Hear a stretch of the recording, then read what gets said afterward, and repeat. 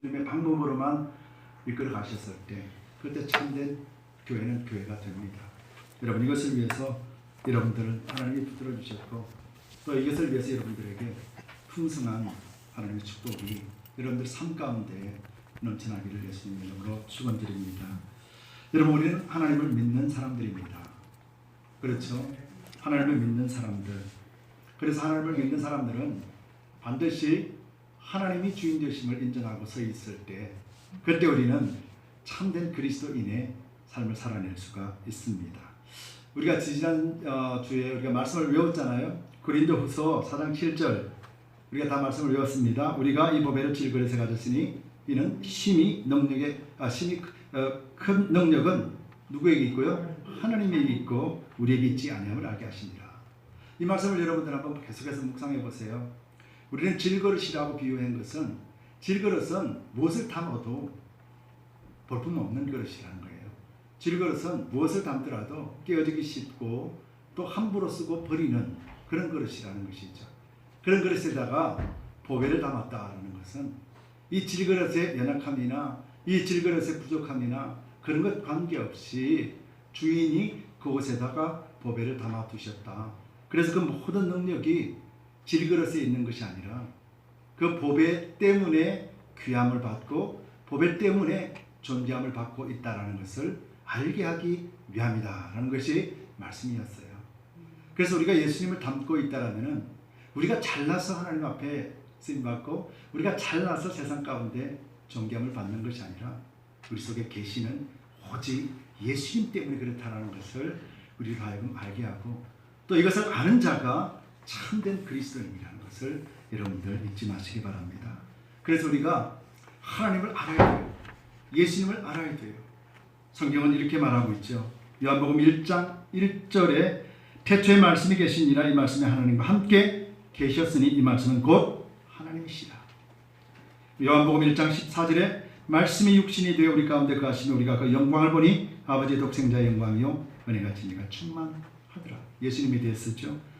요한복음 14장 9절에 예수께서 가라사대 빌립아 내가 이렇게 오래 너희와 함께 있을 때 내가 나를 알지 못하느냐? 나를 본 자는 아버지를 보았거늘 어찌하여 아버지를 보이라 하느냐? 하나님께서 말씀으로 오셨습니다. 그래서 말씀으로 오셨고 그 말씀은 곧 예수 그리스도라고 말씀하셨고 예수님을 본 자는 곧 아버지를 본 자라 말씀하셨습니다. 이 말씀은 말씀 안에서 예수님을 볼 수 있고 말씀 안에서 예수님을 본 자는 곧 하나님을 본 사람이다. 그렇게 말씀하신 거지요. 그래서 말씀 안에서 예수님을 발견한 사람, 말씀 안에서 하나님을 발견한 사람은 그 보배를 질그릇에 담고 있구나를 확실하게 깨닫게 된다는 것이죠. 여러분, 그래서 말씀이 소중한 거예요. 구약과 신약을 통해서 말씀이라는 단어는 1500번 이상 나옵니다. 그만큼 성경을 통해서 말씀을 강조한 이유는 말씀이 곧 살아계신 하나님이시기 때문에 그렇다라는 것이죠. 그래서 우리가 그리스도의 삶을 살기 위해서는 말씀을 알아야 돼요. 그래서 말씀 공부하자 그러고 그래서 말씀을 외우라 그러고 그래서 말씀 속에 묵상하면서 하나님이 숨겨놓으신 그 비밀들이 무엇인가를 우리가 찾아내고 또 찾아내는 그런 삶을 살아라고 성경은 말씀하고 있죠. 그래서 구하고 찾고 두드리라 라고 말씀하신 것이죠. 여러분, 말씀은 듣는 것으로도 믿음이 생긴다고 말씀하셨어요. 그만큼 말씀은 권능과 능력을 가지고 있기 때문에요. 그러나 성경은 또 말씀합니다. 듣고 믿음으로 구원을 얻었다라면 이제 그 듣고 믿음을 세상 가운데 전파하라고 말씀하셨죠. 그런데 그 전파하기 위해서는 우리가 단순하게 말씀을 알아서는 안 된다는 것이죠.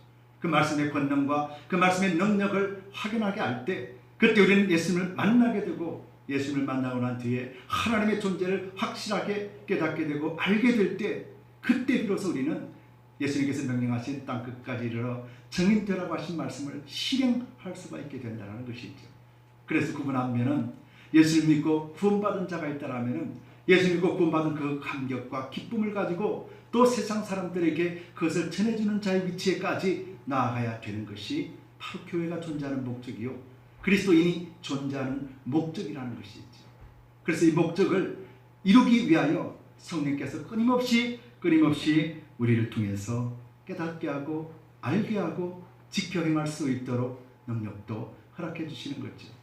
그래서 말씀을 아는 자는, 말씀을 깨달은 자는 곧 예수님을 본 자요 하나님을 만난 자이기 때문에 그래서 세상에서 전하게 되는 것인데, 말씀을 가진 자는 복잡한 것을 전하는 것이 아니라 정말 단순한 것 전하죠.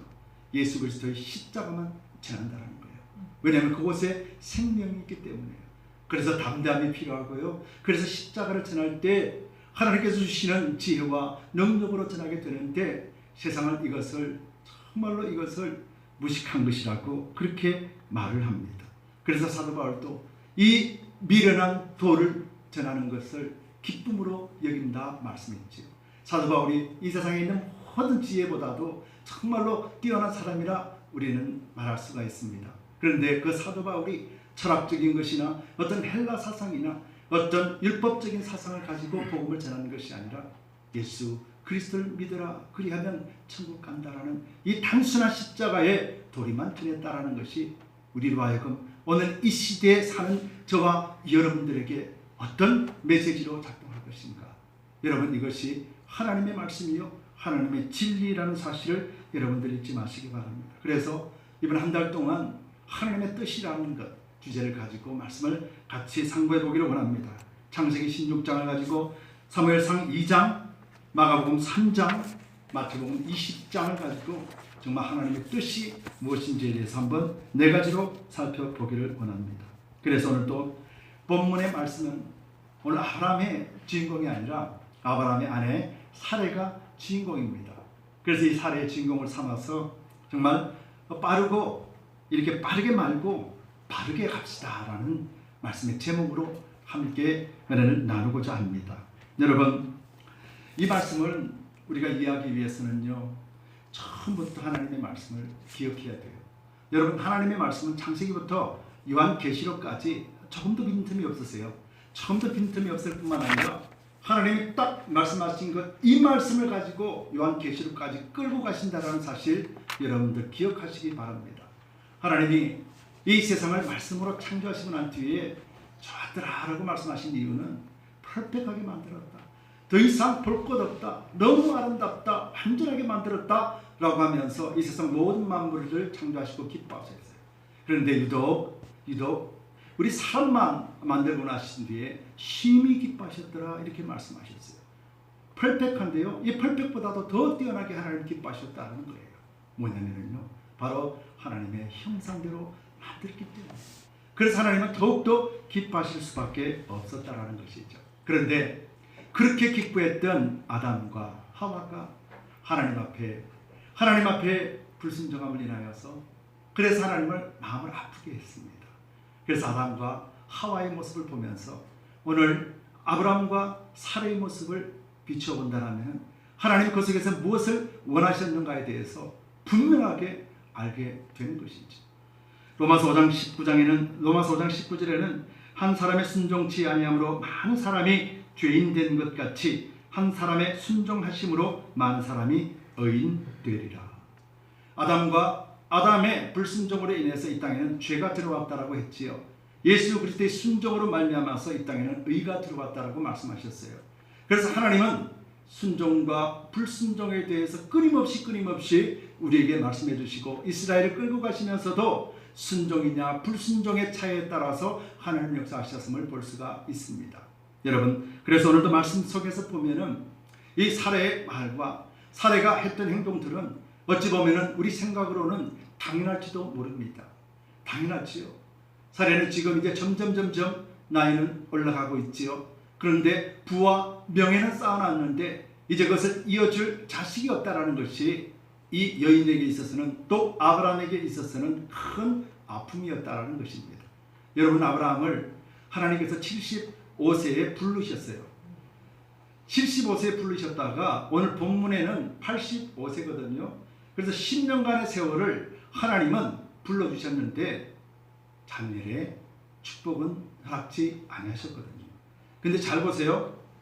아브라함이 갈대아 우르를 떠났을 때 무엇을 가지고 떠났을까? 아브라함은 가라고 말씀하신 말에 순종해서 나갈 때 재산을 가지고 나왔을까요? 어떤 무기를 가지고 나왔을까요? 아니죠, 그죠? 아버지 데라와 조카 롯과 가족들 데리고 나왔어요. 근데 하나님의 여정 속에 보면은요, 하나하나 아브라함의 명한 사람, 아브라함 주변에 있는 사람들을 아브라함으로부터 점점 멀리 떠나져 보냅니다.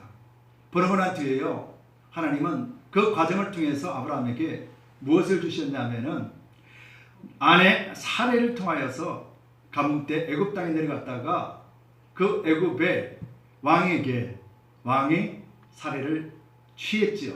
그래서 데려가려고 그랬고, 그랬을 때 하나님이 꿈속에 나타나셔서 그것을 제지시킵니다. 그런데 제지시킨 것으로 끝난 것이 아니라 나올 때 어떻게 나왔습니까? 풍성하신 물질을 가지고 나왔어요. 아픔 속에서도 하나님은 풍성한 물질을 아브라함에게 주시고 난 뒤에, 그래서 이 세상에서 부하게 살면서 부족함이 없게 살도록 하셨어요. 그러고 난 뒤에 이제는 그 부함을 통해서 이제 강성하게 만드는데, 무려 자기 집에 데리고 있는 군사가 318명이나 되는다는 거죠.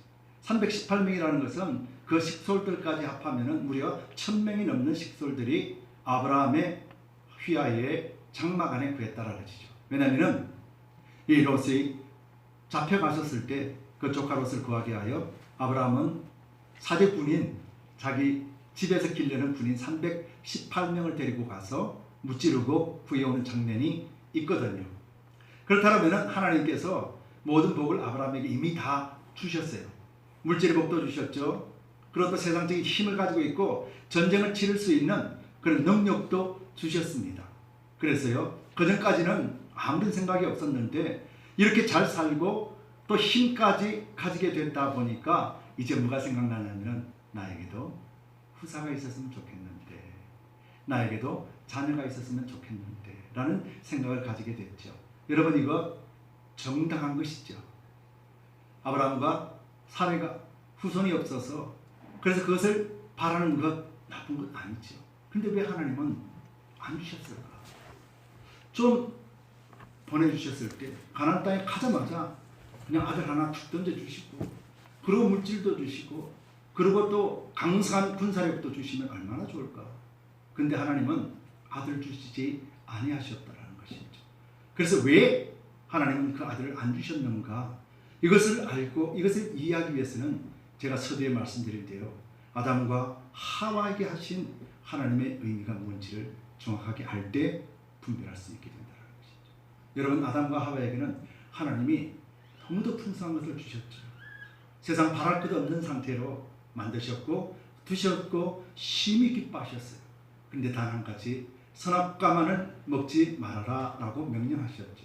그래서 아담과 하와에게는 하나님이 요구하시는 것은 딱 한 가지였었어요. 하나님 말에 순종하는 것. 그런데 아담과 하와는 먹어버림으로 인하여서 불순종했다는 것이죠. 그래서 불순종함으로 말미암아 아담 이후에 태어나는 모든 인간들은 하나님 앞에 죄인으로 낙인을 찍힐 수밖에 없었다라는 것이죠. 오늘도 보면은 아브라함과 또 사레가 하나님이 주신 약속을 붙들었습니다. 이것은 사레도 알고 아브라함도 알아요. 그런데 10년이라는 세월이 지났습니다.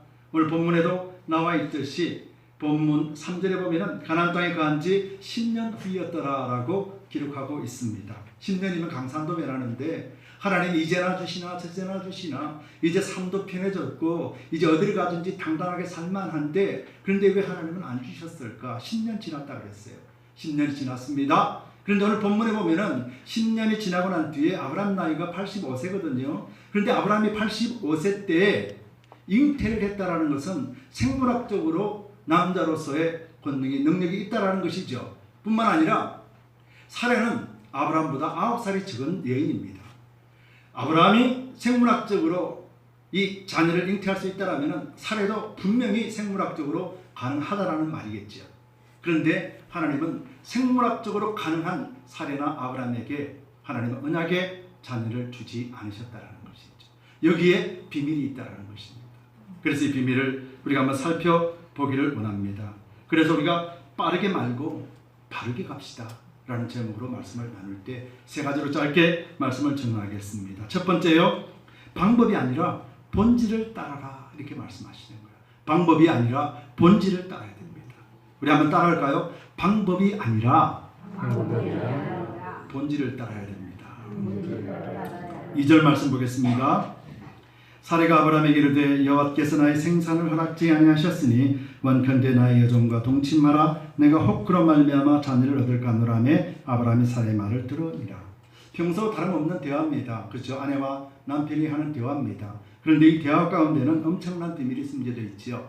자, 사례가 먼저 이렇게 얘기합니다. 아브라함에게 이르되 여호와께서 나의 생산을 허락지 아니하셨으니, 나는 충분히 아이를 생산할 수 있는데 하나님이 생산치 않도록 막으셨으니 이제부터 내가 하는 일에 대해서는 내 책임 아니다. 이제부터 내가 하는 것은 하나님이 책임이다. 하나님 나에게 안 주셨기 때문에. 왜? 나는 지금까지 10년간 기다렸는데 그래도 하나님 안 주셨다. 이 말이거든요. 이게 원문을 해석하면 바로 이 말입니다. 하나님이 안 주셨기 때문에 이 모든 책임은 나에게 있는 것이 아니라 하나님이 있다. 지지난 시간에 요나를 통해서 우리가 보았듯이 요나도 하나님 하시는 일 악한 일입니다. 내 생각하고 달라요. 하나님 이거 틀렸어요 라는 생각과 지금 사례가 가지고 있는 생각과 같다라는 것이죠. 근데 더 재밌는 것은 하나님의 응답을 직접 받았고 하나님의 약속을 직접 받은 아브라함이 사례의 말을 들으니라 라고 했어요. 근데 이 듣는다라는 말은 무슨 말이냐면은 원어로는 사례가 하는 말이 어떤 의미인지 정확하게 알고 응답을 했다는 거예요. 즉 사례가 하나님이 안 주셨다는 거예요. 그래서 자녀가 없는 것은 내 책임 아니라 나 분명히 아이를 낳을 수 있다. 그런데 하나님 안 주셨기 때문에 하나님 책임이야. 아브라함은 사례가 하는 말을 듣고 그 말을 따랐다. 하나님이 약속의 말씀을 주셨음에도 불구하고 아니야. 그래도 하나님 기다려. 하나님 주신다고 했으니 기다려가 아니라 맞아. 당신 말 맞아. 10년이 지나도 안 좋았는데 그 하나님 약속이었지 뭐 당신 잘못이야? 내 잘못이야? 나 할 수 있는데. 나 아이를 낳을 수 있는데. 지금 그 의미라는 거예요. 그래서 아브라함과 사례는 하나님이 주신 약속의 그 본질을 붙들는 것이 아니라 자기들 방법대로 아이를 잉태케 하갈과 같이 작업을 벌인 것이죠. 그래서 잉태한 것이 바로 아브라함의 자녀인 누구입니까? 이스마엘이 태어난 게 된 것이죠. 여러분 그런데요, 이 이스마엘에게 여러분들 아시다시피 이스마엘은요 지금까지 이스라엘을 괴롭히고 이삭의 후예를 괴롭히는 역할을 하고 있지요. 한 사람이 죄를 범한, 한 사람이 불순종함으로 이 땅에 죄가 들어왔다. 아브라함과 사례가 불순종함으로 이스마엘이라는 하나님의 자녀가 태어나긴 났지만은 하나님이 허락지 아니하는 방법으로 태어났지만은 그 아이가 그날 이후부터 이스라엘을 괴롭히고 힘들게 만드는 죄악의 원흉이 되었다라는 사실이 바로 아담과 하와가 선악과를 먹지 말라고 했을 때 불순종한 결과로 죄가 들어온 것과 똑같다라는 것이죠. 하나님은요 인간을 창조하시고 실패를 경험하셨습니다. 순종해야 될 아담으로부터 불순종함으로 인하여 하나님은 철저하게 아픔을 겪으셨습니다. 그래서 오늘 이 시간까지 저와 여러분들에게도 하나님이 요구하시는 것은 단 하나입니다. 그리스도 안에 있는 자에게 요구하시는 것은 단 하나, 하나님 말씀에 순종하는 것이라는 것이죠. 여러분 이것이 창세기부터 하나님이 우리에게 요구하시는 말씀이었다는 것입니다. 그랬을 때 순종하면 이삭이 나오지만 불순종하면 이스마엘이 나온다라는 거예요. 그래서 예수님께서 순종하심으로 말미암아 우리에게 의가 들어왔다라는 그 말씀의 의의는 아브라함과 사례가 끝없이 순종했더라면 오늘 이스라엘을 괴롭히고 이스라엘 가는 곳곳마다 힘들게 만들고 아픔을 주는 이스마엘의 후예는 없었다라는 것이에요. 이것이 하나님의 앞에 불순종했을 때 하나님의 방법이 아니라 인간의 방법으로 나아갔을 때 얻게 되는 그런 굴욕이었다라는 사실이에요. 저와 여러분들 우리 두드림 교회가 나가야 될 것이 우리의 방법이 아니라 사람의 생각이 아니라 바로 하나님의 말씀이라는 것이에요. 그래서 우리가 매일같이 말씀하잖아요. 매주마다 하나님의 말씀은 내 발의 등이요 내 길에 비치고 내가 말씀을 지키면 하나님께서 나를 지키십니다. 이것은요 성경적인 것이에요. 이것은 우리가 생각으로 만들어낸 글귀가 아니라 성경에서 말씀하시는 것을 요약해서 저와 여러분들이 매주일 선포하는 말이라는 것이에요. 우리 심령에 선포하고 공정에 떠있는 악한 세력들에게 선포하고 이 시간에 주관하시는 하나님 앞에 고백하는 신앙의 고백이 바로 이 말이라는 것이죠. 한 사람의 순종함으로 이 땅에 의가 들어온 바로 예수 그리스도를 우리가 믿음으로 말미암아서 이삭이라는 엄청난 축복의 통로의 자리에 서게 하신 것이 바로 하나님의 은혜라는 사실을 여러분들 잊지 마시고, 특별히 순종이라는 것은요, 여러분 이 속에 또 비밀이 숨겨져 있는데, 순종은 여러분 어떤 것인 줄 아세요? 순종은요, 완전한 복종한 자가 할 수 있는 것이 순종이에요. 복종은 힘에 의해서 강압적으로 굴복되어지는 상태를 말합니다. 그런데요, 그 강압적으로 굴복되어진 성령 하나님 앞에 굴복되어진 자만이 온전하게 순종할 수 있다는 것이죠. 그런데 왜 순종이 하나님 기뻐하실까요? 순종이라는 것이 무엇입니까? 맞습니다. 하나님의 약속하신 말씀이 절대적입니다. 그래서 하나님만이 인도하시는 주인이요 주권자요 나의 창조주이십니다라고 고백하는 것이 순종의 믿음 앞에서 나오는 신앙의 고백이거든요. 그랬을 때 하나님이 영광을 받으신다. 그래서 순종은요, 하나님 앞에 영광을 받으신 제일 지름길이라는 거예요. 그래서 아담과 하와의 순종은 곧 하나님의 영광이 되는 것이고, 아브라함과 사라의 순종은 곧 하나님께 영광이 된다는 거예요. 그래서 하나님의 창조 목적에 따라 영광을 올려드리는 인간이라면 하나님이 아담과 하와에게 주신 그 축복, 에덴의 동산의 그 축복들을 하나님 예비하시고 그 안에서 거할 수 있도록 하나님은 만들어 내신다는 것이죠. 그래서 우리가 순종해야 되는 이유가 여기에 있는 것이라는 거예요. 순종은 첫 번째가 하나님 앞에 영광이요, 하나님 아버지 이름을 높이 올려드리는 것이 바로 순종의 의미라는 것입니다. 여러분들 순종하시기 바랍니다. 저한테 순종하라는 것이 아니고요, 하나님 앞에 순종하시기 바랍니다. 그래야 할 때 우리는 우리 인간의 방법이 아니라 하나님의 본질, 그 말씀의 본질에 따라서 이스마엘이 아니라 이삭을 경험하는 여러분들 될 수 있다는 것입니다. 두 번째로 바르게 가는 것은 따라합시다. 하나님 말씀보다 앞서지 않아야 합니다. 하나님 말씀보다 앞서지 않아야 합니다. 아멘. 하나님 말씀보다 앞서면 안 됩니다. 오늘 본문 4절에서 6절 내용입니다. 6절 4절에서 6절 내용이지만은 오늘 6절 말씀을 제가 읽어드리겠습니다. 아브라함이 사라에게 이르되 그대 여종은 그대 수중에 있으니 그대 눈에 좋은 대로 그에게 행하라 하며 사라가 하갈을 학대하였더니 하갈이 사라 앞에서 도망하였다. 하나님 말씀보다 앞서지 말아야 된다는 것은 사라가 아브라함이 하나님의 약속을 부여잡고 그 약속이 자기 인생에 앞서야 되는데 그 약속을 뒷전에 두고 자기 생각대로 지금 하갈과 같이 동침함으로 아이를 생겼습니다. 그런데 아이를 딱 생기고 보니까 좋을 줄 알았습니다. 당시도 그랬고 우리나라도 그랬잖아요. 우리나라 조선시대도 그랬잖아요. 아이를 못 낳으면 시바지라고 있어서, 그죠? 대신 아이를 낳아줍니다. 그리고 그 아이는 누구 거예요? 바로 주인의 아들이 되는 것이죠. 마찬가지로 왜요? 남자가 씨가 있기 때문에요. 그래서 그 어미도 사례가 당연히 어미가 됩니다. 사례는 아이가 원했습니다. 아이만 원했어요. 사례는. 그래서 사례는 남편을 통해서 얻는 아이를 일생을 통해서 이빨이라 작정했겠지요. 그런데 막상 하갈이 아이를 임신하고 나니까 완전히 달라집니다. 임신을 하고 나니 대우가 달라집니다. 임신을 하고 나니 음식이 달라집니다. 임신을 하고 나니 아브라함 그 멀리만 보였고 쳐다보지도 못하는 주인이 대하고 자기를 차려주는 것이 눈에 보입니다. 그리고 그것을 통해서 이제 점점 그곳에 익숙해지기 시작합니다. 그럴 때 익숙해지니까 이제 자기가 종이라는 사실을 이제 잃어버리게 됩니다. 그래서 그 여종 하갈은 이제 아내 사례의 위치까지 올라오게 됩니다. 어이구, 내가 이러다가 또 아브라함이 나를 본부인으로 받아주진 않을까, 그런 생각을 하게 되죠. 그러다 보니까 이제 사례가 점점 여주인이 아니라 자기와 동등한 한 여인으로 보게 됩니다. 그러면서 이제 갈시하기 시작합니다. 여러분 이거 많이 보셨죠? 이 현상들을 많이 보셨죠? 그러면서 지금 하갈이 사례를 갈시하기 시작합니다. 그런데 사례는 그게 아니었어요.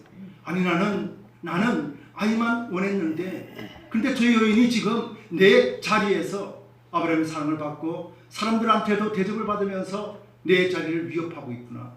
자칫 잘못하다가 아브라함으로부터 나는 이 집에 쫓겨날 수도 있겠구나. 왜요? 아이를 못 낳는 여자는 그 당시만 해도 수치스러웠거든요. 아이를 낳지 못하는 여인들은 그 당시만 해도 수치스러운 이유가 바로 자녀는 재산에 속한 그런 상태였거든요. 아이가 많으면 많을수록 그 가정에는 재산이 많은 것으로 치부되는 시대가 그 시대였기 때문에요. 그래서 아이를 못 낳는 이 사례는 아무리 남편 아브라함이 좋아하고 사랑한다 할지라도 그 마음속에 한켠에는 늘 마음이 아프고 늘 여자로서의 자존감이 떨어져 있었다. 그런데 그 자존감이 떨어져 있는 것을 사정없이 지금 여종 하갈은 눈치도 없이 짓밟아버리고 있는 것이죠. 이에 분해서 이제 일어나기 시작합니다. 그래서 오늘 6절 말씀에 아브라함이 사례기 이르되 그대 여종은 그대의 수중에 있으니 그대의 눈에 좋은 대로 해라 라고 합니다. 그 전에 5절 말씀에 나 이제 도저히 못 참겠다. 나 죄 때문에 미치겠다. 당신 어떻게 좀 해주라. 그랬더니 아브라함도 참 그렇죠. 그러면서 이제 당신 마음대로 해. 당신 여종인데 뭐 나한테 물어보고 그래. 자, 이래서 이제 사례를 통해서 괴롭히기 시작합니다. 그랬더니 이제 힘들어 죽겠는 거예요. 이제 하갈이 야, 아기를 가지고 있는데도 이렇게 힘들게 하는데 만약에 아기를 낳고 나면 나를 어떻게 대접할까? 눈에 보듯 뻔합니다. 지금 너무 힘듭니다. 배는 불러오죠. 움직이기 힘든데 너무 힘들어요. 그래서 도망을 칩니다. 이제 도망을 치면서 나아갑니다. 여러분, 오늘 본문 말씀 속에서 사례를 보십시오. 하나님 말씀보다 앞서 있었던 사례는 자기는 아이만 원했단 말이에요. 자기는 아이만 원했고 아이만 내 수중에 있으면 나는 이제 더 이상 바랄 것이 없다라고 생각했었단 말이죠.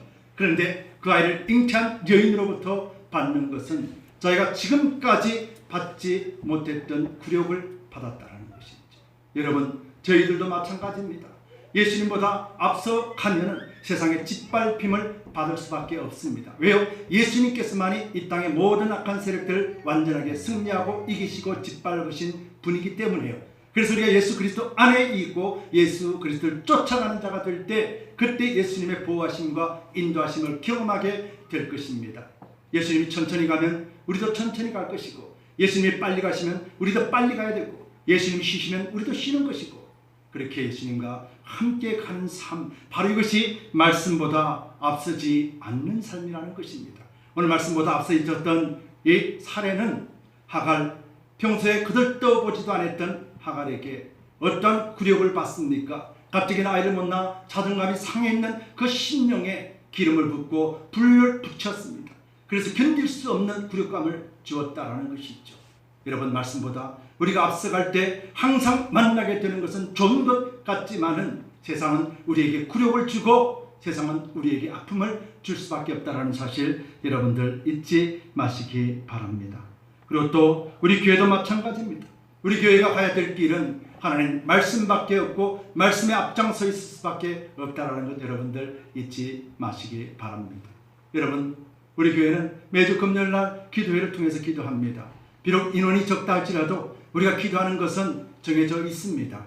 우리 교회를 위해서요, 말씀이 살아있고 예배가 살아있고 각 가정이 살아나고 우리 교회가 하나가 되고 그리고 우리 교회는 이것만이 아니라 이 지역을 위해서 부르짖고 기도합니다.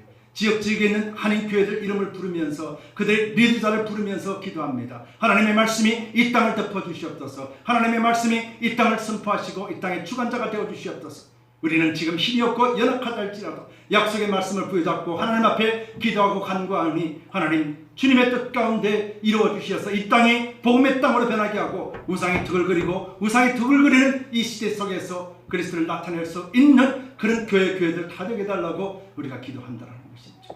여러분, 이것이 우리 교회에 주신 사명이라는 거예요.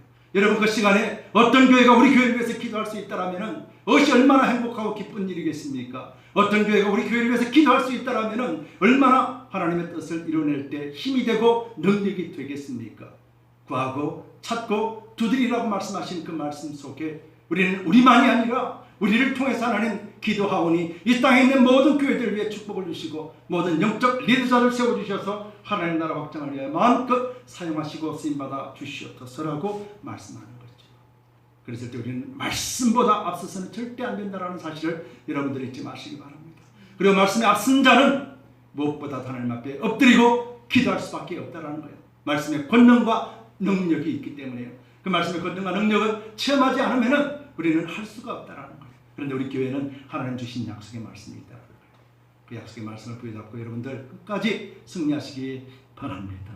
마지막 세 번째로는요, 바르게 가는 것은 언약에 숨겨진 복의 원리를 붙잡는 것입니다. 이 말씀이 조금 어렵지요. 어렵습니다. 그러나 언약에 숨겨진 복의 원리, 언약이라는 것은 누구하고 언약이었습니까? 아브라함하고 언약이거든요. 본문 8절에서 11절 내용입니다.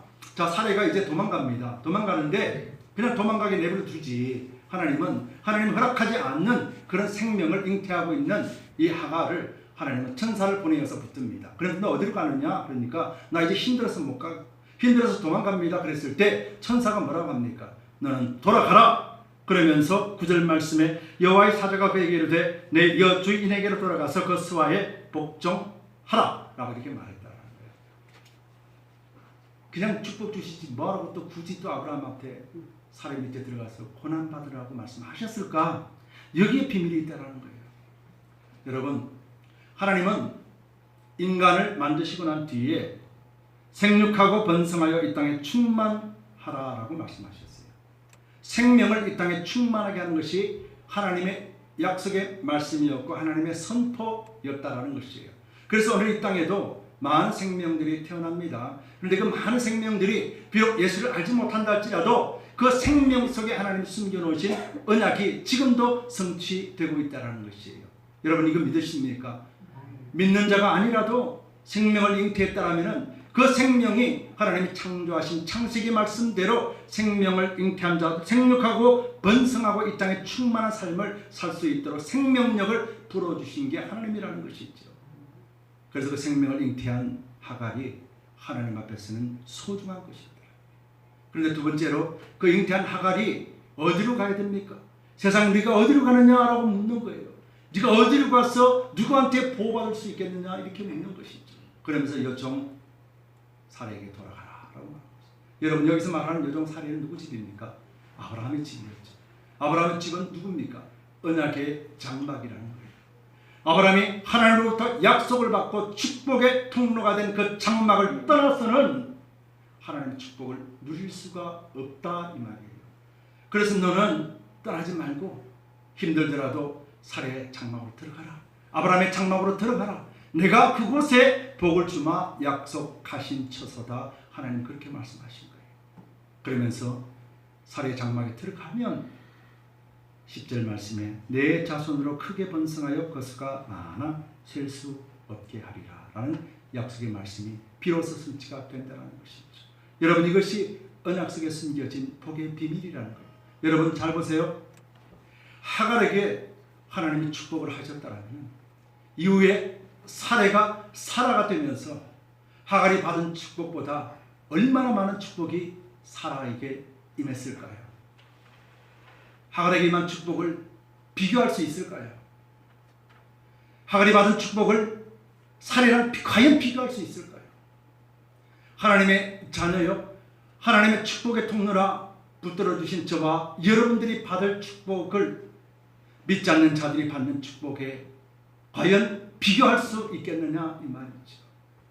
저와 여러분들은 하나님의 크나큰 은총을 받음으로 말미암아 예수 그리스도를 우리를 구주로 모시고 살며 우리의 생명에 구원받았음을 여러분들은 오늘도 선포하고 나아갑니다. 바로 이것이 하나님께서 아브라함에게 주신 축복이고 그 축복의 언약은 오늘 저와 여러분들에게 믿는 자녀들에게 전가되어졌고 그 축복의 통로가 위임되었다는 사실을 여러분들 잊지 마시기 바랍니다. 그래야 우리는 믿음의 자녀로서 복된 자녀로서 이 땅에 아브라함이 누렸던 사례가 누렸던 열국의 아버지가 되는 그런 복 가운데 우리도 거하게 되는 것이고 그래야 할 때 우리는 이 땅에 하나님이 보내주신 목적대로 우리가 살아가게 된다는 것입니다. 여러분 이것이 바로 약속과 언약 속에 숨겨놓은 하나님의 비밀, 은혜요, 믿음의 능력이라는 것입니다. 여러분들 어디를 가든지 여러분들 당당해지기 바랍니다. 당신들이 받는 복보다 내가 하나님으로 받은 하나님으로 자녀로서 받는 복은 상상할 수 없는 것이고 비교할 수 없는 것이라는 사실을 여러분들 잊지 마시기 바랍니다. 오늘 내가 당장 눈에 잡히지 않고 보이지 않고 손에 잡히는 것 없다 할지라도 아브라함처럼 사례처럼 자기의 길, 자기가 결정함으로 이스마엘을 탄생시키는 어리석은 짓이 아니라 하나님의 약속의 말씀을 끝까지 부여잡으려고 말미암아서 하나님 주신 이삭을 통해서 하나님 나라가 든든하게 세워질 수 있도록 사용받기를 소원합니다. 여러분들 진심으로 말씀드리는 것은 하나님 말씀만이 우리의 길이요 생명이라는 사실 여러분들 잊지 마시기 바랍니다. 말씀을 맺겠습니다. 여러분, 하나님 중심, 말씀의 중심, 신앙의 중심이 아니면 우리는 언제든지 넘어질 수밖에 없습니다. 우리가 일설 수 있는 힘은 우리 가운데 없다라는 것이 우리의 질그릇이라는 것을 여러분들 잊지 마시기 바랍니다. 우리가 넘어질 수밖에 없고 어딜 가든지 실패할 수밖에 없는 인생이지만 그 인생에게 부활하신 예수 그리스도가 함께 계심으로 말미암아서 세상의 존경을 받게 되고 세상이 인정하는 그런 복된 삶을 살 수 있게 된다는 것입니다. 여러분, 우리는 질그릇의 이유가 깨어지고 쉽게 버림받을 수밖에 없는 그런 존재라는 것임을 여러분들 잊지 마시기 바랍니다. 여러분, 질그릇의 원인의 위치를 떠나버렸던 하갈에게 또 사라에게 여러분 잃어버린 것이 있었는데 그것이 뭐냐면은 두 가지가 없어졌습니다. 감사와 기쁨이 사라졌다는 것이죠. 하갈에게 잉태되었을 때 사라는 기뻐했을 것입니다. 그런데 점점 기쁨이 없어지고 감사가 없어집니다. 하갈도 잉태를 했을 때 기뻤습니다. 이제 주인의 자녀를 생산하는구나. 나도 위치가 바뀌겠구나. 기뻐했고 즐거웠지만 점점 감사와 기쁨이 빼앗기는 환경 가운데 지쳐가고 있었음을 여러분들 잊지 마시기 바랍니다.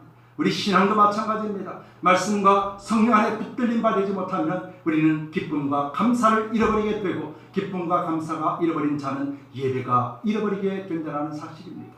여러분, 순종을 잃어버리게 된다는 사실입니다. 여러분, 이것이 말씀의 권능 안에 우리가 그할 때 그때 온전한 순종과 예배가 사람으로 말미암아서 그래서 우리가 성공적인 예배는 성공적인 인생으로 살 수 있도록 인도해 주신다는 것입니다. 여러분, 고린도전서 4장 20절에 하나님의 나라는 말에 있지 아니하고 오직 능력에 있음이라 라고 말했습니다. 여러분, 교회는 하나님이시겠습니다. 교회는 하나님의 방법으로 이끌어 가실 거예요. 여러분들 눈으로 보시고 주변 환경을 보십시오. 지금은 당장 잡히는 것 없고 보이는 것 없습니다. 그러나 우리 속에 약속의 말씀을 주신 이가 성취하실 것입니다. 하나님의 부흥은 사람의 수가 아니라 구원받은 백성의 수입니다. 하나님의 부흥은 교회가 가득 차는 것이 아니라 교회 안에 생명을 가지고 있는 자가 몇 명이냐, 하나님은 그것을 계수한다라고 분명히 소돔과 고모라 성이 멸망당할 때 아브라함에게 말씀하신 것과 똑같다라는 사실 여러분 잊지 마시기 바랍니다. 이제부터 우리는 하나님의 방법대로 살아야 됩니다. 그리고 또 순리대로 살아가며 하나님의 방법대로 살면서 오직 말씀이 우리보다 앞장서 나갈 수 있도록 우리를 내어드려야 될 것입니다. 그리고 또 그 언약 안에 약속 안에 숨겨놓으신 비밀들, 사람들이 아무리 축복을 받는다 할지라도 믿음의 자녀들이 받는 축복은 그의 비길 데가 없을 정도로 풍성하게 주시겠다 약속하신 그 약속의 말씀들이 저와 여러분과 두드림 교회에 하나님 하실 것입니다. 그래서 우리가 항상 그것만 바라보며 나가기를 바랍니다. 그러기 위해서 우리가 말씀과 기도로 무장하고 하나님의 뜻을 온전히 행하는 자가 될 때 그때 우리는 하나님을 시원하게 해드릴 수 있게 됨을 여러분들 기억하시기 바랍니다. 함께 기도합시다.